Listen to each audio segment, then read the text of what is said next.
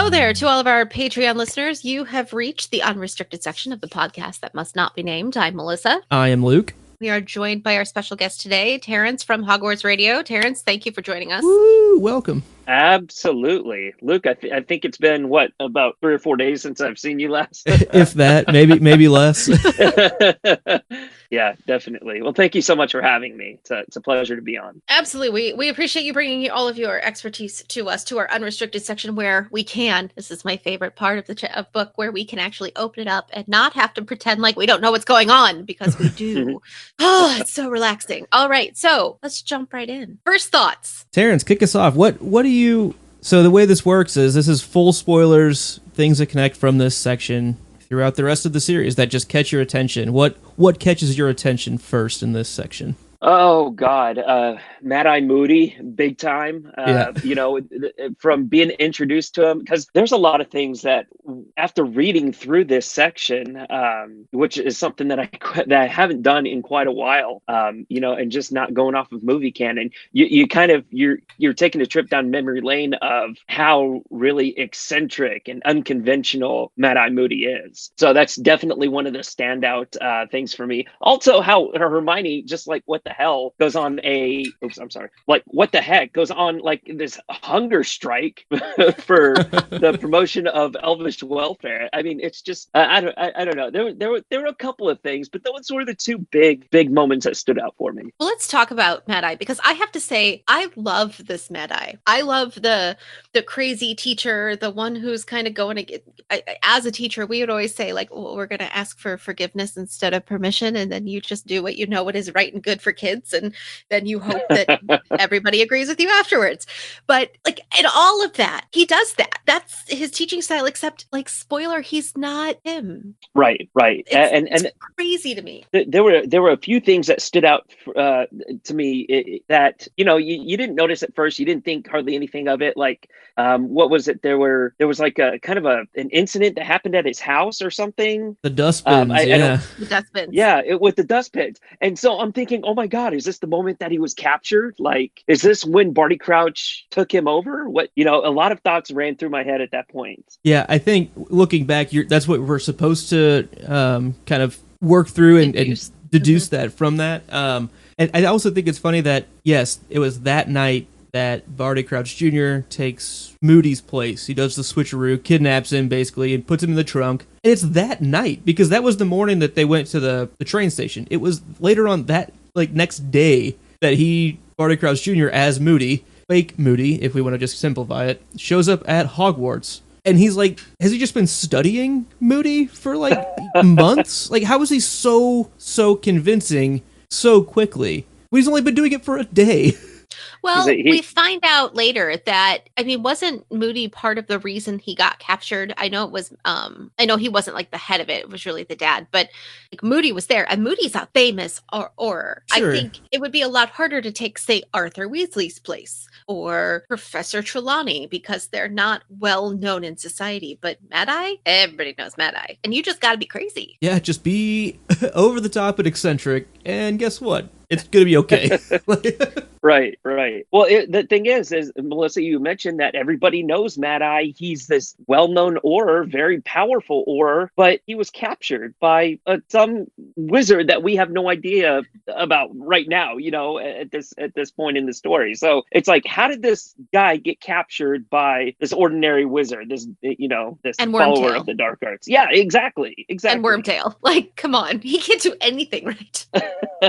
Yeah, I don't know. I wonder if, baby Voldemort was there. I don't know if that helped. Yeah, potentially. Maybe action. Yeah, You know what probably. I mean? Like, If Wormtail's going to be there, then yeah, fetus Voldemort would be, because we know how upset Voldemort got that Pettigrew was talking about, leaving a little, even for a couple days or whatever earlier. So I don't think he would have been away from Wormtail's fumbling care, if you will, for too long. So my question about impersonating Moody, who do you think at Hogwarts would be most likely to catch on? I mean, first thought is Dumbledore, Mhm.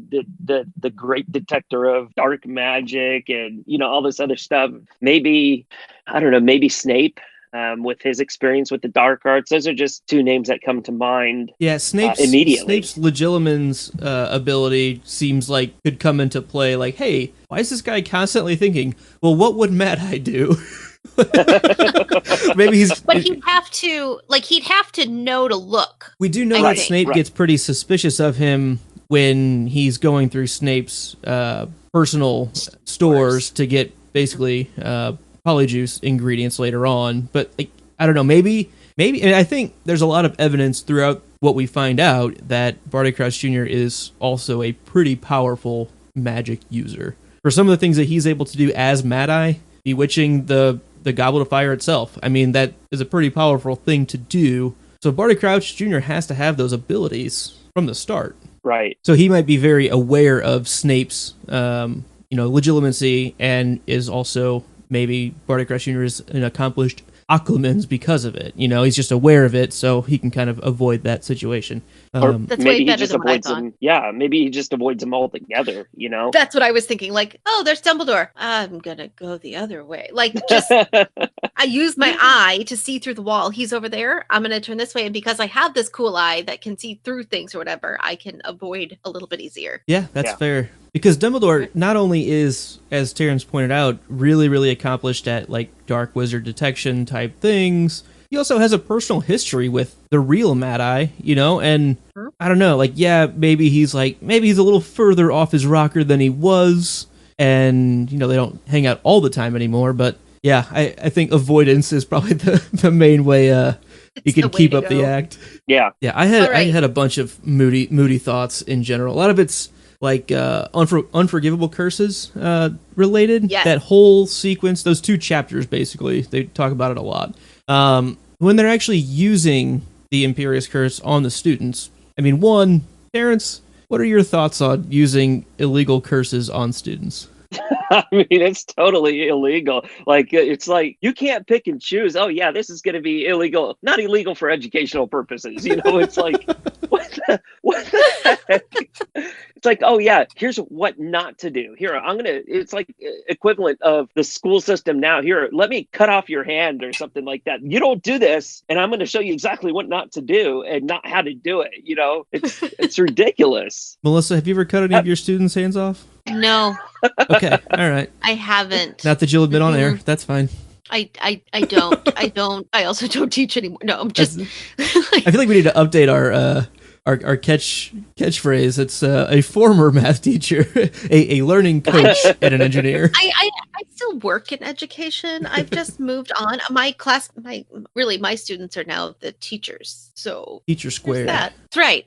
There is an element that I wanted to talk about with the unforgivable curses, and most specifically Neville's reaction that fake Moody realizes, hey, you know what? I might have hurt this kid. Is there a hint, maybe a human sympathy moment from fake Moody, like, hey, you know what? I'm so sorry. You know what? Let me make it up to you by inviting you for tea. But hey, I've got other motives behind this.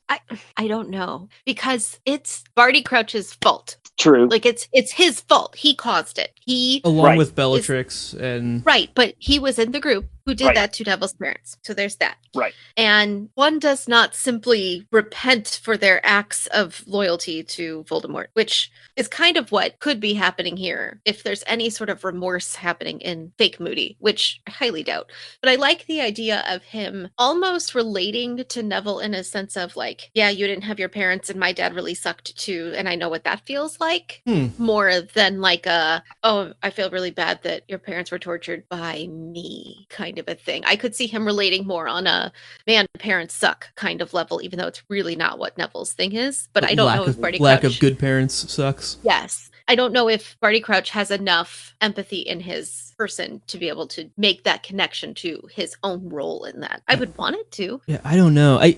I will tell you flat out, I have a hard time, even knowing everything that happens, I have a hard time splitting it up and thinking that this is Barty Crouch Jr. doing these things. Like, it's just so it seems so natural for it to just be like, oh, that's probably what Moody would do. Like, yeah, he's gruff and everything, but he's probably, you know, kind of well-intentioned and sweet when it comes down to. We've seen that a few times in these conversations. Like, you know, it might be harsh, but you've got to know kind of thing. And taking Neville aside and kind of buttering him up, being, you know, calling him out for, you know, I heard from Professor Sprout that you're, you know, pretty solid at herbology, and just like the tact that he brings. Yes, it's for ulterior motives for sure, because you could look at it as just plot moving things. He has to get this book for task 2 planted into Harry's room.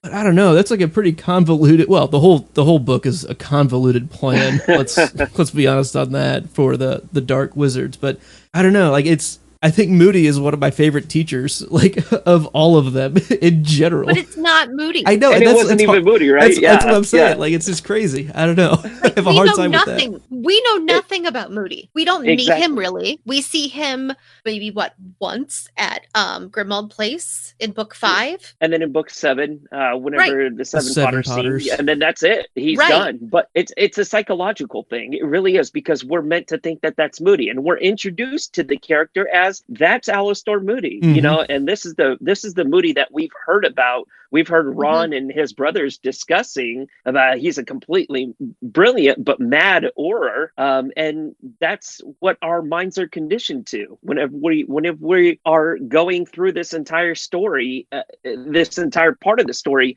and we're learning about Mad Eye. It's hard to separate whenever we find out at the end that he is Barty Crouch Jr. It's hard to separate. You're like, nah, that can't, nah. Even Harry in that chapter is like, no, this guy is, but the earlier Moody from earlier in the year. No, really, still not Moody. Like, but what about nope, not that guy either. Yeah.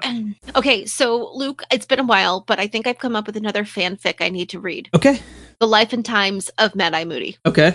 A biography. That's an actual fanfic? No, I mean, a lot of the time on the show, I will come up with random books. I want people to write for me because I have a fear of writing. I tend to have panic attacks when I have to write even the simplest like paragraph. So I'm a math teacher. There's a reason. So I need somebody to write it for me, but I would like to read that story. I got you. So we put requests out every once in a while. So if you're a fanfic writer, Life and Times of Alastor Moody. To go along with my Dudley Dursley and my cousin who ruined my life. And the cousin who ruined my life. That's right. Mm-hmm. And I think there was a Hermione or a Draco one too, but I don't remember. Definitely a Draco one. Yeah. Did you guys pick up on the Fantastic Beasts connection here? Well, I'm not saying it's going to be a stretch, but I can see where it can be a stretch. The Gellert Grindelwald connection. I mean, it's even named Grindelwald is named. I believe in the chapter. What was it? Chapter 11 aboard the Hogwarts Express. It stated. What was it? Okay. So let me back up here. My notes on the chapter. So Draco makes this comment, right, about attending Durmstrang, another magic school that Hermione suggests has a slightly unsavory reputation for favoring the dark arts, and its actual location is kept secret, but it's likely located in like the northern regions, the cold northern regions of Eastern Europe, judging by, you know, the uniforms from the students, you know, the fur-lined capes and tapes. Yeah. But it should also be noted that Gellert Grindelwald attended Durmstrang, and that a lot of people still to that day, you know, find support in Grindelwald's cause. So that's, even after all these years, that's crazy. Even after all this time, always. Always. Snape sucks. I hate Snape. I just read like a 22-point bulletin about all the reasons why we love Snape, and I almost tagged you in it, and I thought, no, I like my brother. I'd like to keep him that way. Yeah, I like when we start learning about these other schools a bit, and I think Hermione's... I'll get back to some more Moody thoughts in here a bit, but Hermione kind of is a bit rude to some of these other students at times, it seems like, where, I don't know, it surprisingly not as welcoming as I would think Hermione would be, especially for her attitude towards the end of it. Maybe it's something that she kind of learns throughout the year. But I know, like, whenever the French girls are wearing their coats or whatever, she's like, it's not even that cold. Like, just, like, give them a hard time. I was kind of surprised by it. I tend to read Hermione in book 2 and 3, much like I read Harry in book 5, and I just think, hormones. I really do. Exactly. She's very, at least in this sequence of chapters, she's very, excuse the pun, she's very moody. She's very bossy, which is very Hermione, right? This is her character. She's almost to the point where she's a bully to Ron and Harry and says, "No, you two are officers in my new SPEW club." She's like, "You're going to do this, and you're the secretary, so you might want to write this down." Right. Yeah. And the spew stuff, I think Hermione could have done a better job at broaching this subject with everyone that she's ever talked to about it in general. Ever. Right.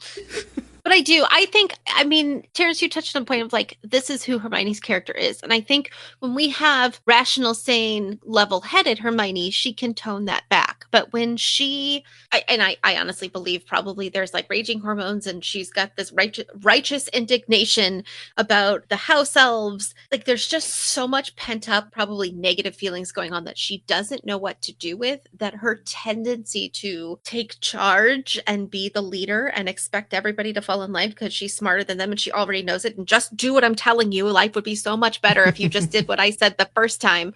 Right. I just chalk it up to a lot of that because I'm sure like she gets better over time because she learns sort of how to manage that. That's Harry in book 5. That's Ron in book 6. It takes him a little while. He's a little slow. So he's a late bloomer. That's what I see. Yeah, exactly. He's fine. Let's just be happy he gets there at all. Yeah, we're also ramping up for Ron to be the worst here in a little bit.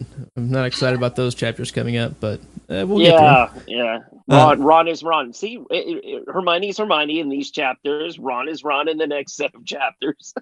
And then Harry gets all of book 5. Yeah, pretty much. Book 5 Harry is my favorite Harry. He just is. I'm sure I'm in the minority, but it's okay. All right. So thinking of those schools, which one do you think, like just in general wizarding schools, not just Durmstrang and Beauxbaton, but just in general, is there one that you think would have a higher quality education over Hogwarts? I know Hermione was kind of like we had talked about. Did she look at them as, could I be getting a different or better education? I don't know. Thoughts? Well, we know there's several different wizarding schools throughout the world, but we only know 4 of them as it stands today on this particular date. And we're all partial to Hogwarts, right? Hogwarts is our home. Hogwarts is where we kind of grew up with the story. And it's kind of hard to imagine any other place providing the same level and the same quality of education that some of the other schools have provided. We know so little about these other schools.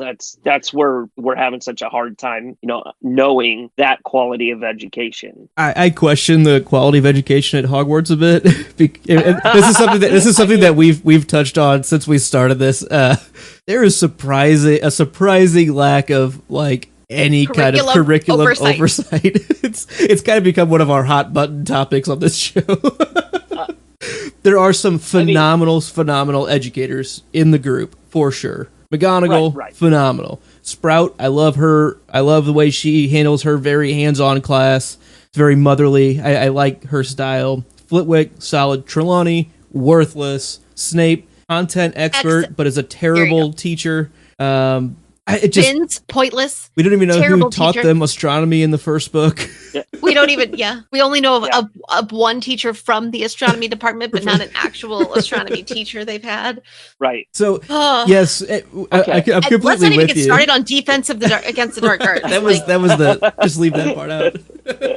Oh, God. So, I agree with you. Hogwarts I completely agree familiar with. But I would drown. I think that's the Ravenclaw in me. Getting the brochures at least. Can I get your curriculum outline, please? And Are what you is your accredited? pacing? Are you accredited? Exactly. Can I get your AYP? What is your test score ranking? See, even Hogwarts they almost lost their accreditation. It seemed like in book 5. That's coming up. They should have lost it prior to book 5. Yeah. Oh my God. Yeah. So that's that's my biggest fear of book 5 is that I'm going to end up for the first time in my life feeling like Umbridge maybe had a point. And I don't ever want to side with Umbridge ever because she is literally the worst. But everything that we are complaining about kind of goes right along with there needs to be like her, just not her. That needs to exist, just not her.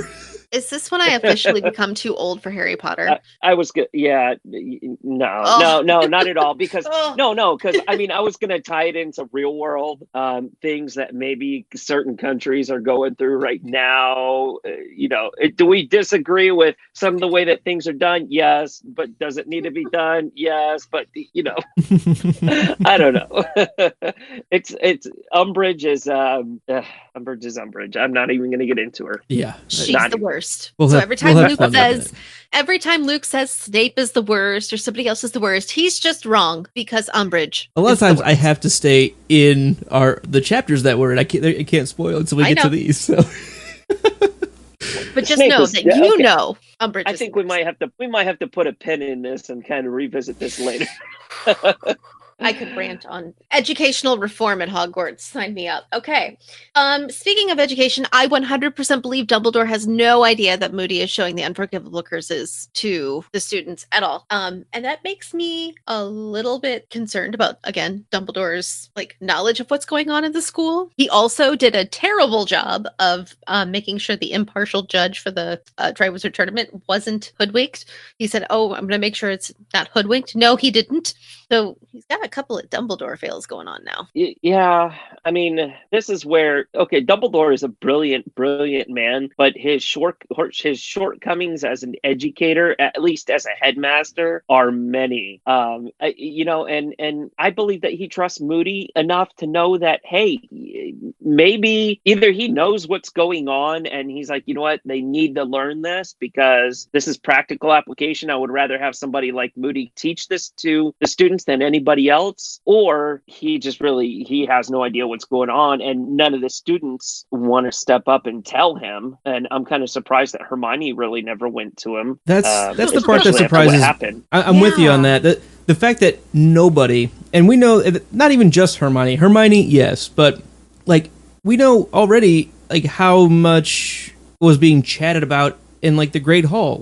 Whenever Lee Jordan and the twins walk up and they're like, "Oh my gosh, he is so cool." And yeah, it's one thing to praise your educator, your teacher and everything, but it just seems like people would be, for how big this is, there would be chatter in the lunchroom about seeing the unforgivable curses. And even if no one says anything to Dumbledore or McGonagall, someone should have overheard, and that's where I feel like maybe he does know. I don't know, but it's kind of hard for me to believe that he wouldn't find out.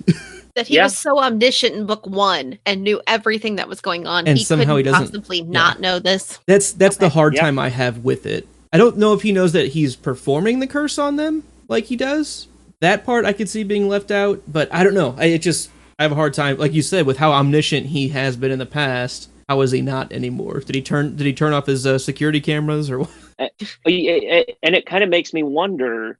So whenever Moody does cast those unforgivable curses, especially Imperio, and he casts it on Harry so much until Harry's able to cast it off perfectly, and that should be a red flag automatically as as an educator to just that action in general. It's that what fourth year student is able to ward off an Imperio curse perfectly. That's very, very rare. And to me, I just felt like more attention should have been paid to that. To the fact that Harry could throw it off? Absolutely. Yeah. Yeah, I had the same thing.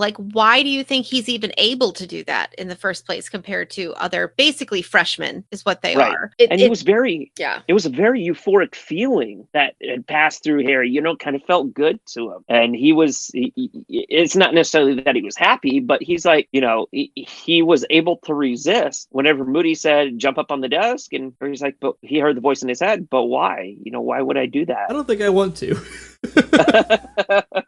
Yeah, I don't know. I think it's us, the reader, we're supposed to get a certain strength of character that Harry has. We know he's already been able to, for some reason, survive the killing curse. Yeah, there's the parent protection, protection that he had going on, and now he also has a piece of Horcrux in him. I don't know if that could potentially play a part into the Imperious curse being put upon him at all. But right along with that, if Harry's learning how to get better at at defending this, right? It seems like maybe the other students are as well, maybe not as successful, but over a few times they've progressed a bit, maybe. Like, again, with this being Barty Crouch Jr., why would he be doing this? He is literally strengthening the other team. Like, right? I mean, he's literally training the other team to take one of the tools that he would have away from his own side. Like, what's he doing?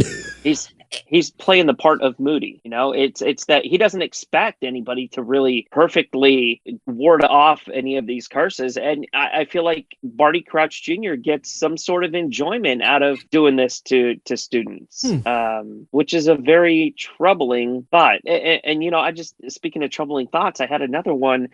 Is Moody's eye that Barty Crouch Jr. is wearing, is he able to see that bit of magic inside of Harry right now, that Horcrux? Kind of makes me wonder. Yeah, I don't know. I haven't thought about it in that way at all. It's interesting. We know it can see through walls and clothes and things, which is also very problematic at a school. Right.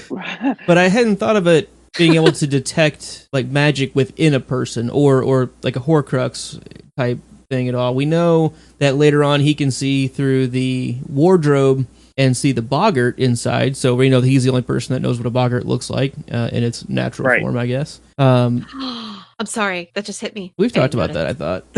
I don't remember. Maybe I'm not. also tired. Maybe not. So it's possible. We talked about it in your head. Yeah, it's 90% of where my conversations happen. That's okay. Of course it's happening in your head, but why on earth should that mean that it's not real? Very nice. Very nice. Thank you. I'll be here all night. So again, lots of moody thoughts here.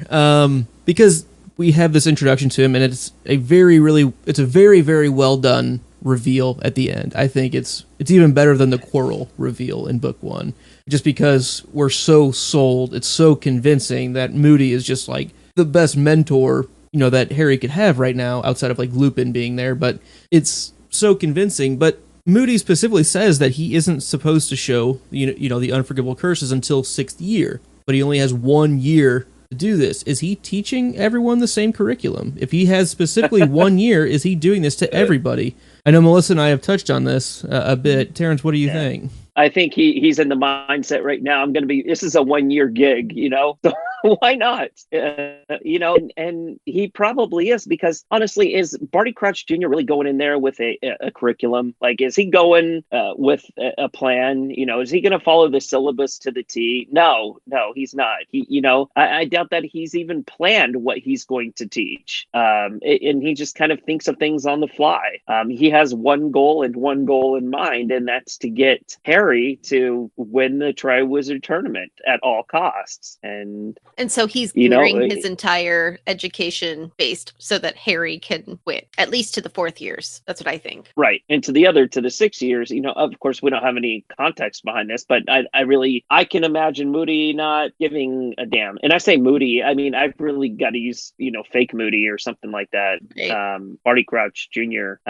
But yeah, I don't think he's, he doesn't care either way. Yeah, I agree. Okay. Like another thought right along with that is, as he's doing the Imperious Curse on the students, it seems like regardless of right or not, or what his true intentions are, it seems like he's using this also to kind of gauge Harry, to kind of maybe feel out what made him so special. Why was he able to take down Voldemort? Because he doesn't know. There's still a lot of questions around Harry, and it's confusing, especially for someone who's this loyal to Voldemort. Why was this kid so special? Like, what is going on? So, and then he finds out, he can also resist the Imperious Curse, like, pretty well. Like, what? Yeah. I think he's just using this also as a chance to kind of try to dig deeper into what makes Harry Harry. Do you think part of the reason Harry could throw off the curse is because of the piece of Voldemort? Could that have been the voice saying, no, I don't want to? That's exactly why. Yeah, no, that's exactly why. I mean, why is it that Harry is... What else can he do? I mean, I'm blanking right now, and I shouldn't be. Parcel mouth. But yeah. Why else is he a parcel tongue? Why else Why else does he demonstrate all these abilities and qualities that other people can't? Aside from Quidditch, I mean, I think that he is genuinely a good Quidditch Quidditch player. We never got the backstory if Riddle was ever involved in Quidditch or not. But it's because of this bit of Horcrux, this bit of Voldemort that's in him, that's able to, that's that connection that's able to give him these abilities.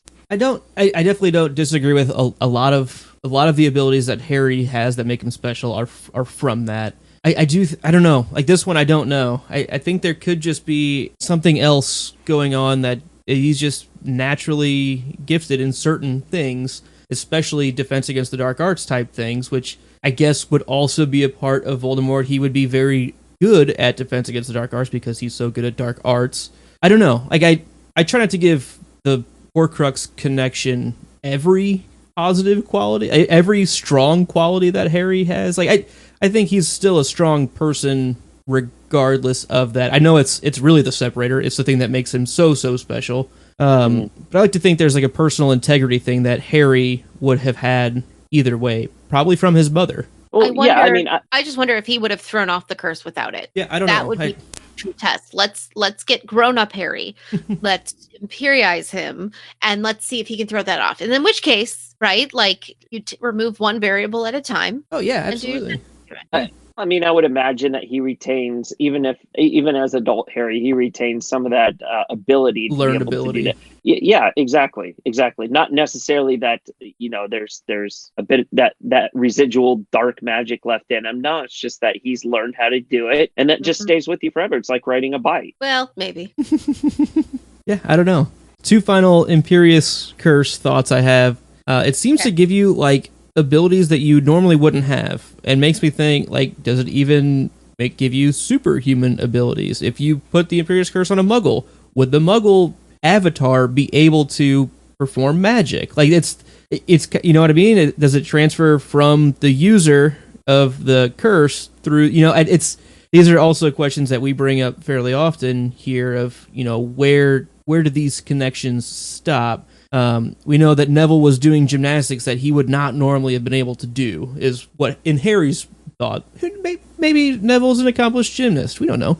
But I just have questions on like the extra ability it seems to give people, and wanted to bring that to you guys to hash out. It's a very good point. That if you the way that it should be is, if you haven't learned it, if you haven't seen it somewhere, if you haven't practiced it, you shouldn't be able to do it. Why would you would you Imperio Jacob and make him? I know this is going a completely different way here, but would you Imperio Jacob and give him a wand and make him cast on different things? I don't understand. Would that person be able to cast a spell or do like these unordinary wizarding things? I just don't. I don't think so. I mean, if you Imperio Jacob and told him, "Hey, bake me 100 cakes," yeah, he probably could do it. But if you told him to say, "Hey, go and defeat Grindelwald," he couldn't do it. So I looked up the line about Neville and his gymnastics, because to me that's like the breaking point, because everything else that he had other people do, Dean Thomas hopping around the room, singing the national anthem, Lavender Brown imitating a squirrel, the spider tap dancing. Right. Okay, spider tap dancing. But people-wise, those are reasonable. And it seems like a lot of the time we see people being imperialized in real life, real wizard life, if you will. They're basically doing it to go about their normal lives while working for the bad guy. Do you know what I mean? A lot of the time it's kind of like on autopilot. Yes. It's, you're going to go ahead and do this and be prime minister or whatever, and you're just going to do what we want you to do, but you're still going to like run the day-to-day crap. Right. So I guess, but it's Neville's line that throws me off. It's right. Neville performed a series of quite astonishing gymnastics he would certainly not have been capable of in his normal state.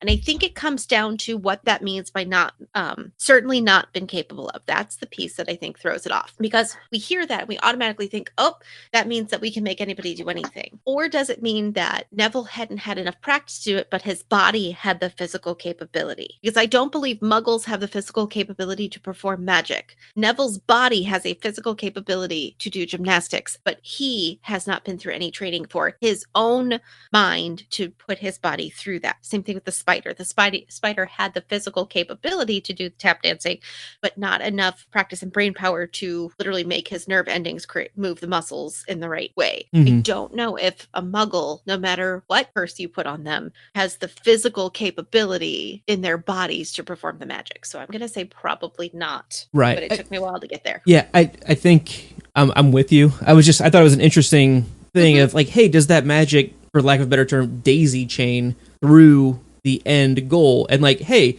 I'm going to take the person that I imperious and have them imperious somebody else. Like, how many times down the rung can that go? You know, just you have this ultimate puppet master kind of mentality. And I think the daisy chaining idea is interesting. I don't think it holds up. But we do know that if you imperious somebody, you can control abilities that they innately have. If we think of when Harry imperiouses the goblin at Gringotts in book 7, he's able to do goblin things that we wouldn't have been able to get through there. So it was just, these curses are incredibly powerful and a lot of good questions around them, I think. It's a mental versus physical thing. You while you might have the physical ability to do it, the curse might make you do it, but mentally, if Luke, if I were to say, you know what, you're going to build me a rocket ship, and all the well, I mean, you might be able to do it. I was like, careful what you're asking for. Don't even go there, man. That sounds like my brother. So no, it's just it's the whole mentality thing. Do you want solid fuel rocket boosters or Stardust fueled? No, liquid propellant. Okay, that's fair. That's easier to get a hold of too. So, so that's all I had on moody and unforgivable curses for now. Sure, there'll be more later on. But what else did you guys have in this section? So we kind of touched on this earlier with Hermione's determination to free the house elves. It's spurred sharply by the revelation that there are so many of them at Hogwarts. She realizes, oh, wow, there's like 100 of these things in the kitchen and, behind the scenes, cleaning our rooms and throughout the halls and working really to keep the castle in shape. And her intention is noble. Refusing to eat meals prepared at Hogwarts does seem a little bit childish and ineffective way to achieve her objective. So Hermione's going to need a more concrete and organized method to promote her cause future. And I mean, granted, she is a child, and she is just she's trying to figure out what is going to be the most effective way to get her message out there. And I don't think a hunger strike off the bat is going to really do anything. She pulled that one back pretty quick. It was the next day. She was like, it's probably not. I mean, the idea is good. A one-person hunger strike, not going to really sell the point right now without any publicity about it. Yeah. I don't know. What are your thoughts on the SPEW and her determination? Melissa, go for it. Well, I was just going to say I wouldn't do it. Like, I very much feel that unless you know more about what's going on, it's very hard to have righteous indignation over something that you don't know enough about, but it's such a teenager thing to do it. Oh, I'm so mad about this, and this is the worst thing ever. Okay, but you've known about this for like 5 minutes. Yeah. Go do some research. Go talk to some people. Go get some different perspectives before you make up your mind. But I think it's the I'm old thing. The older you get, the less you know, and the more you kind of wonder and think and have an idea. But at least I found for me, the older I am, the more willing I am to see different sides. And the younger I was, the more like sure I was. This is right and this is wrong and that's the way it is. And she just hits me like that. She needs a bit of otherworld experiences. Yes. Yeah.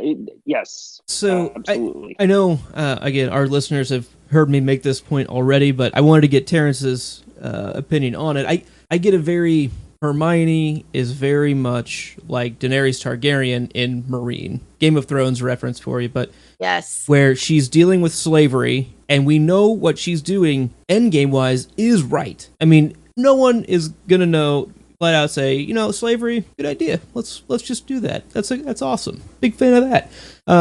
The way you try to end it is a very complicated and difficult thing to do, especially when those that are the slaves are, as Hermione puts it, brainwashed into believing that is what they're there for. And it's hard to convince somebody that doesn't know that it's wrong. Like, it's a really difficult situation. And I think she's, again, completely accurate on her intentions and just needs to work through, which we see her do in the long run a bit, but I hope.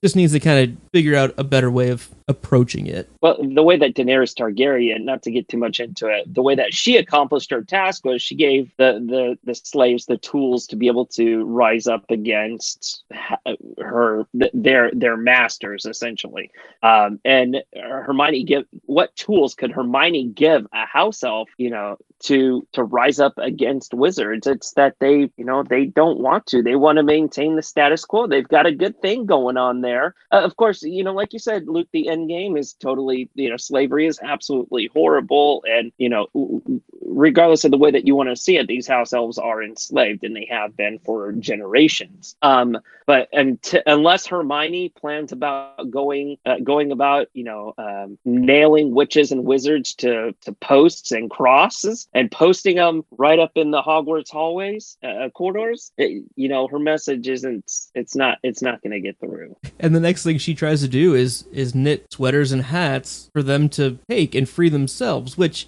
I guess that's her way of trying to give them the tools, but she doesn't realize it's backfiring. She doesn't realize it's only Dobby, creating more work for Dobby because he's the only one that's going to go and pick up the laundry, Except it makes her feel better, like she's doing something. And then Dobby's happy. Yes, it's more work for him, but he's happy because he's getting all these extra clothes and he feels like he's really, truly making a difference, which he is, because he's protecting his people.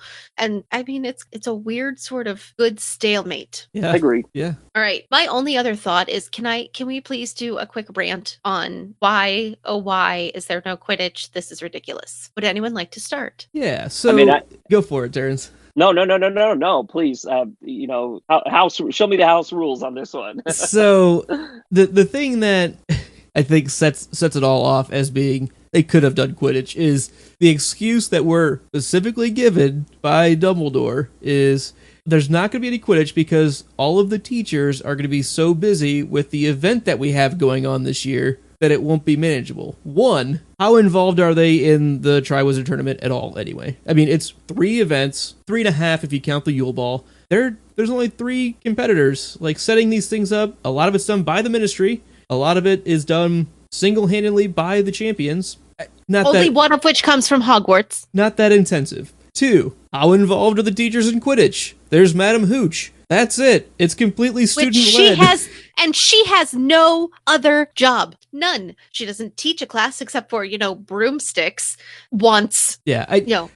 So in that mentality, I think they easily could have played Quidditch this year.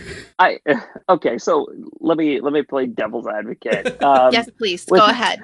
With as much going on and as much happening, these events have to be carefully coordinated with school officials and the Ministry. Let us not forget that there are 3 schools combined into one school this year. They're aren't they going to classes together? They're doing things together. They're not. There are. Okay. It's like, and I quote, hold on. Like 20, right? Barely 20 extra kids in a school designed for over 1,000 children in a time where the population had declined because of Voldemort's rise to power when their parents were having kids. There's significantly less enrollment in Hogwarts now than there was before and could be later. They have way more room, maybe not enough teachers, different subject, way more room to have all of these children for just 20 more kids. That's all. Okay. So I'll give you that. But what about the huge hedge maze they had to use the Quidditch pitch for to grow the third task for the third task? Okay. They grow it a month ahead of time, though, right? It was only a month. They could have expedited the Quidditch season to end at the end of April because it was growing in June, wasn't it? Maybe May. Yeah, I mean, because Harry and Cedric show up for the conversation there, and it was like a month before the final task, and it had like just started, and they were like, "This is the first time we've seen this." Like they were so surprised by it, so it wouldn't have been going for much longer before that, at least. Unless, since nobody's been on the Quidditch pitch, nobody's seen it because nobody's been allowed over there. Possible. I could see Hagrid going over there and giving it a bit of Miracle Grow in the mornings. Yeah. Right? And Gorgio. I'll retract it. I've got nothing else. I really don't. On this argument, I really don't. I mean, those were my main points. So I did see. The movie just convoluted everything for me. We see like all of these students, all of these Beauxbaton students, all of these Durmstrang students coming together with all these Hogwarts students, and you're thinking that this school is going to have quite a few students, and the teachers are going to have their hands full this year, especially with making sure everybody stays in line, making sure that there's no issues with either school, ensuring that the quality of education, which isn't really high apparently, is there it is maintained. Welcome to the dark side. I mean, I can see a bunch of reasons why, right? But I don't know. I know. I think, so if I'm really thinking about it, it's roughly 10 students for Beauxbaton, 10 students for Durmstrang, roughly.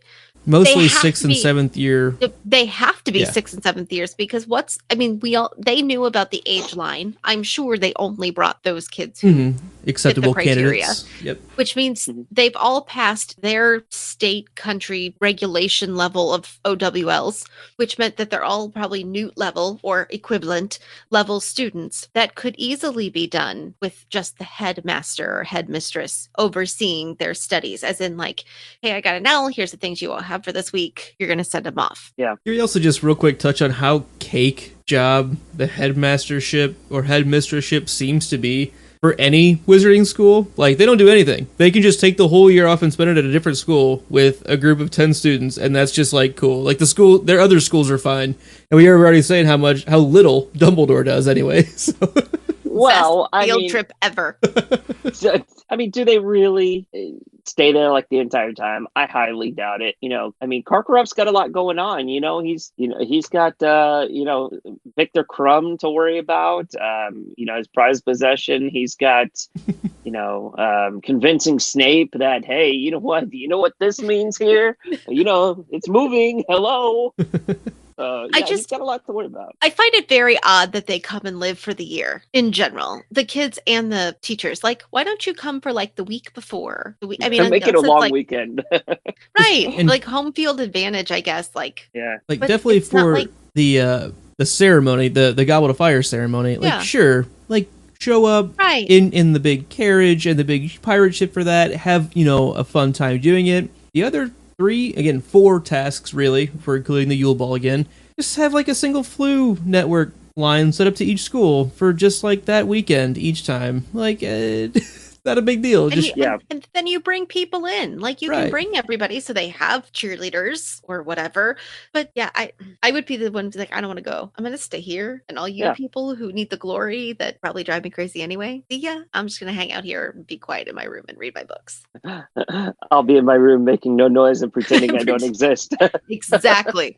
All right. Anything else, gentlemen? I don't have anything. No, nothing I can think of. I think I'm good. There's plenty of other things we could talk about, but That was really official. Good job. Nice decision making. They're okay.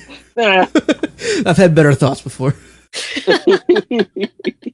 Oh man, you're even judging your own thoughts. Here we go. What a night. Boy. All right. Well, I think that wraps us up for our unrestricted section. Time to put the key back in the lock and close us back up. We'll be back in 6 weeks. Terrance, right? Thanks for being here. What am I? You're the book from the movie, which I hate. All the movies. Well, I don't There hate. you go. Loathe entirely. Yeah, no, thank you so much for having me. It's been a pleasure.